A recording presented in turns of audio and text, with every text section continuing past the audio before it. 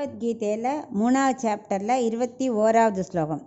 யத்யதாசரதி ஸ்ரேஷ்டः தத்ததேவேதரோ ஜனः சயத் பிரமாணம் குருதே லோகஸ்ததனு வர்த்ததே.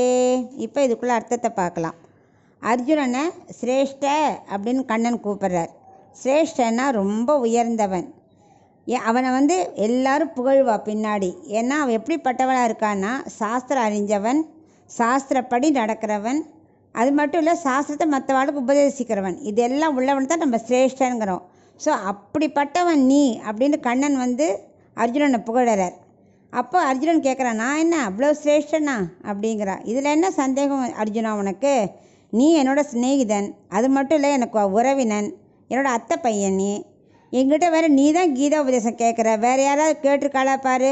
ஸோ நீ எவ்வளோ உயர்ந்தவன், அதான் சிரேஷ்டன். அது மட்டுமா, நீ குந்தியின் புத்திரன், பீஷ்மர் துரோணர்ட்டெல்லாம் சிஷ்யனாக இருந்திருக்க, எவரோட தர்மனோட தம்பி.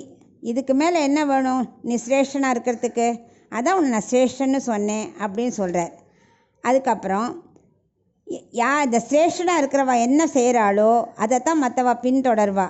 அதனால தான் நீ கர்மயோகத்தை ஒரு அங்கமாக வகிக்கணும், அதைத்தான் மற்றவா ஃபாலோ பண்ணுவா அப்படின்னு சொல்கிறார். ரெண்டாவது அதுக்கு ஒரு எக்ஸாம்பிள் சொல்கிறார். இப்போது கட்டின கோவிலில் தான் நம்ம எல்லோரும் போய் சேவிக்கிறோம்.